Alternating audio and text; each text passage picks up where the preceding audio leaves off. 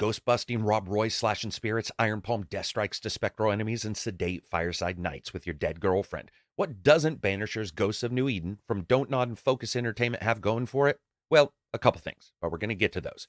The first 1,000 people who thumbs up the video and comment will be the top people in the comments if you sort them that way. Subscribe if you like it. Banishers Ghosts of New Eden comes out February 13th for PlayStation, Xbox, and PC for $60 on consoles and $50 on the PC. Graphics and presentation are going to be up first. Banishers always looks like that game, the one you tell your friends you sort of dig, but they look at you funny because every time you show it, it never looks exactly like you remember. A slight imposter. No matter how many graphics settings you do or how many adjustments you make, it's always a bit Rob Roy to Mel Gibson's Braveheart. And that fits because New Eden and the characters and the overall tone and feel hits around that time frame with a ghost story behind it.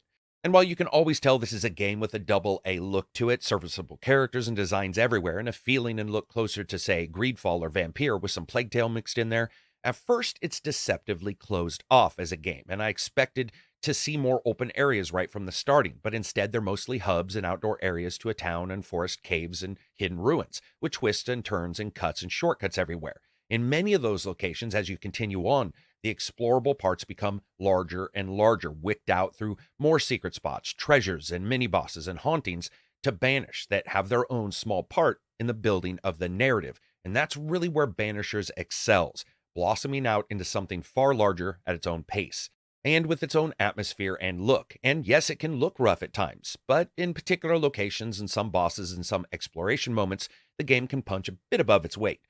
Graphics-wise, in particular, texture work is a bit all over the place, as well as characters. Don't go in thinking that you're going to see Resident Evil level of character faces as well. It looks a little bit older, a couple years, and the lip syncing in particular is really rough and can be distracting with the amount of content face-to-face you have with other characters. To make it look its best, FSR and DLSS are here, and it does have a couple performance issues. Those both definitely help it. It also has a large number of settings. View distance, foliage, textures, assets of all kinds, shadows, and post-processing qualities can be turned up and down. Now, it has the DLSS and FSR2 for a large mixture of choices to get performance out of whatever machine you have. But be aware that DLSS and DLSS with FrameGen both have a good bit of smearing effect in particles like rain or ash, and that's really regardless of the level or quality. This is with, so far, their latest patch they have available. FSR doesn't seem to show that. Graphically, when Banishers hits the hardest is the difference between the spirit world and the earthly one. Going into a thick fog, smearing everything down to 1 inch in front of your character's face brings up this claustrophobic feeling as ethereal voices flit around you, and that is helped by the audio work, and in particular the sound. Environmentally, the sound of the forest wind and the occasional crunch of boots on twigs is atmospheric as some of the other location pieces build around you. The pushing of a marble-sized ball of steel at 2,000 feet per second through a spirit's head sounds great, as echoes bounce around a cavern wall, or the sounds of buildings long past their expiration date crumble around the characters as they explore. It builds up this feeling of fiction. However, combat sounds with swords and against creatures and ghosts isn't really good sounding. Something about it just doesn't feed back to you. I would have loved to have some kind of effect on the sword, like it whistling through the air, or some kind of different impression than the mushy sound that we get when we're attacking these creatures, especially because there's just so damn many of them. But when it comes down to it, as a whole package, it's fine. It's just brought a little bit down there and brought up definitely by the environmentals. And those environmentals are absolutely assisted by the music. Celestial with the main menu music and a ghostly solo female voice echoing out fades into dark tones and eerie arrangements with discordant chords playing out longer than you feel comfortable with. It's this unsettling, spooky soundtrack, working with the story to keep you consistently wondering what goes over which hill and why the hell everyone moved to a land so damn dire in the first place. It really is an excellent soundtrack that builds each location as you move forward. And something else that builds it is the voice work. The two leads are really well done here. It's best to remember what Banishers is going for, though. Where Vampire had the tale of two men within the same body, Banishers almost has four. Both characters have their own initial thoughts and drives, and those push them forward through the main story and those changes, and then their own reaction to the changes. And it can feel more complex, like seeing a reflection of a reflection or a copy of a copy as things start to degrade around you and your choices, and the identification of those choices are reflected by the people voicing the characters. So that means a great deal of the back and forth of the leads, many times with no one else around, occurs when you're alone at some fireside. It's a spectral love story, and one that hinges on promises made and unmade between the characters, as well as those that the NPCs have made, tried to remake later. It's an excellent narrative piece that continually shifts as you go through, and the two leads do a great job with their delivery, especially later on in the game when both Red and Antia are starting to build up the ultimate decision of what they want to do. However, there were times, especially when dealing with some of the NPCs, where the back and forth didn't work as well. For instance, Antia is far more direct than Red, and sometimes that directness comes in a way of her just basically trying to push Red into decisions, like two MMO players where one of you has done the quest already and won't shut up about what choice to make and keep skipping cutscenes. And especially at the starting of the game, it feels a little bit differently than it does at the ending. It works quite well, but it just felt a little discordant. As a package, though, the audio work is excellent for this game. It's got its issues that bring it a little bit down, but overall, I was quite happy with it. Let's talk about the gameplay. Greedfall, Vampire, Plague Tale, Gothic Elix, Witcher 3, Tell Me Why, and Life is Strange. These games are going to run through your mind when you first start playing Banishers because it has a little bit of all of them in its DNA. Like a baby born in a communal family, the real parents pass on the core, and then everyone that raises them adds a little. However, that doesn't always work out perfectly. Banishers opens quickly, walking gamers through the basic life of a Banisher as two leads are arriving in a new land to help out a prior associate. And during this time, you can already feel some of the similarities between these past games, the action style, the movement between locations, and the way dialogue works. You walk around, explore, take in quests and clues about people, and then make an ultimate decision. It's basically Sherlock Holmes with a Scotchman. This is a land infected with spirits, though, like the Oregon Trail. Tons of people have died in misery or met their untimely demise at even seedier situations. As you investigate the evil of the actions that resulted in all the spirits or monsters created from their emotions, those can come out of the woodwork as enemies. Combat in Banishers is reminiscent of most action combat third-person games, but here you have the tag team abilities of Red and Antia, with combos you can purchase and upgrade later that let you mix in attacks from one and the other as you fight. For Antia, you actually upgrade her spirit powers that can knock down doors, slam enemies away from you, and kill others, and work with Red in certain moves and situations. You can lock onto enemies in combat or ignore that. You have heavy and light attacks and a parry to open up spots in harder enemies' defenses. And then later on, you get a nice rifle that somehow Red learns to load like a damn shotgun, racking the ball. Who knows, maybe that makes sense somewhere, but I can say it does look awesome. However, it's like someone watching a martial arts video online and thinking they can pull off a spinning dragon kick on their first try. It can be a little bit mushy, just like I talked about earlier. Hits show and dodges work well enough, but the timing for the parry can feel a little weird, especially as a number of the enemies are spirit in nature and hard to track. And even when you pull it off, Red and Antia still move a little bit like someone who spent a year eating butter for some crazy contest. This is also made a bit worse with a quick turn command on controller on PC, resulting in the character resetting in the center of their vision and then not being able to turn side to side sometimes. I checked this with aim assist on and off, commands switched around, and nothing. So whenever you use the quick turn, there's a chance you won't be able to actually turn after using it, which sort of defeats the quick turn. It's obviously a bug, and I've informed the developers of it. One thing, though, I want to point out, and it's such a massive boon to Banishers, is that the way some hub-based games exploration works is different depending on whatever title, because when it's available, the good games make it worthwhile or interesting. Instead of a massive tapestry for you to paint, Banishers feels almost like a Lego set with instructions, but occasionally you fudge a piece because, damn, that looks sort of cool over there.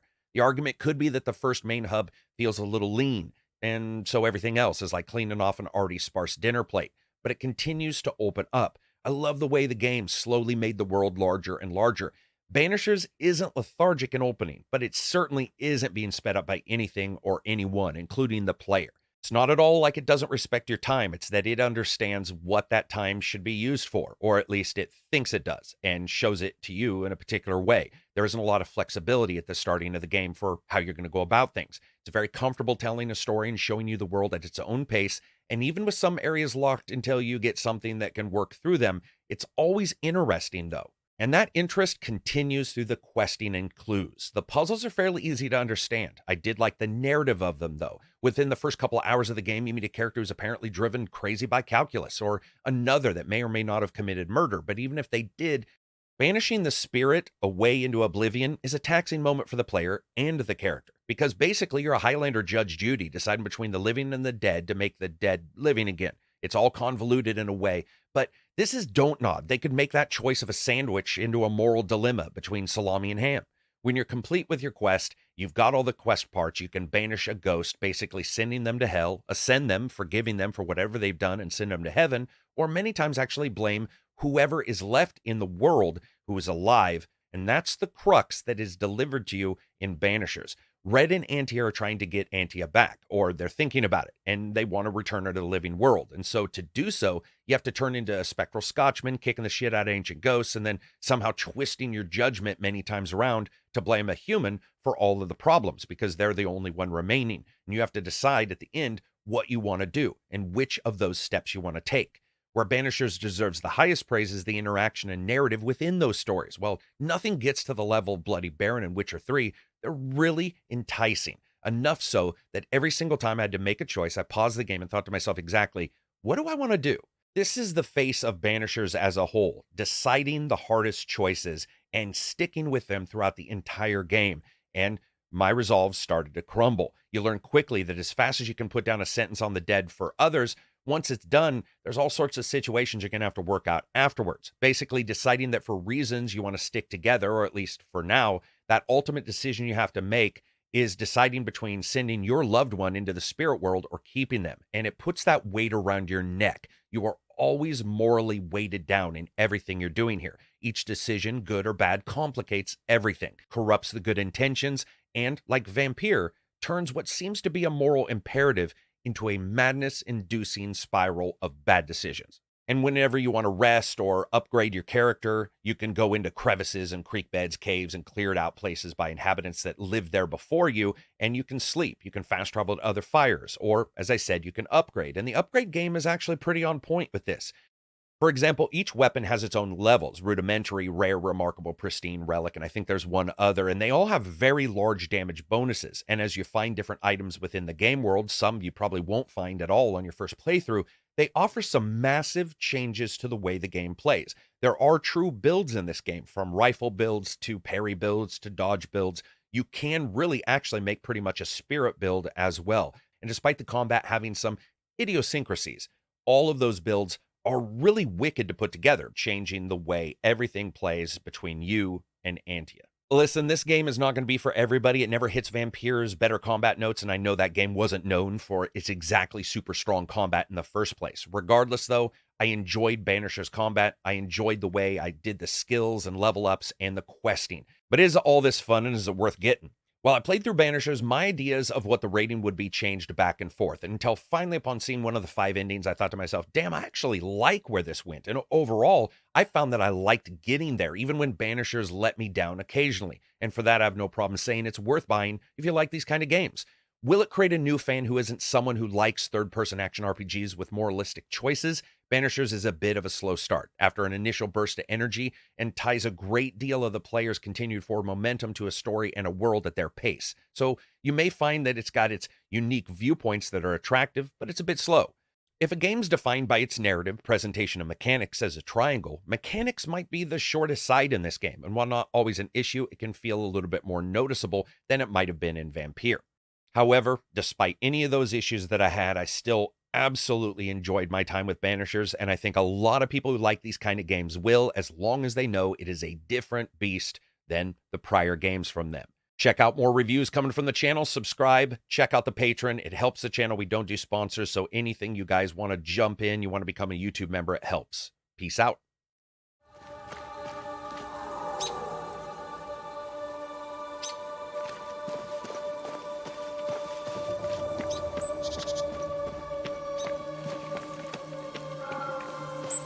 Understand why someone is haunted, that helps to know a little about them. Fine. I came to treat the sick and chase the devil from New Eden Town. My cousin, Nicholas Doolin, may the Lord keep him, said the town needed doctoring. I took my chance. But when the devil came a-knocking, well, we were forced to leave.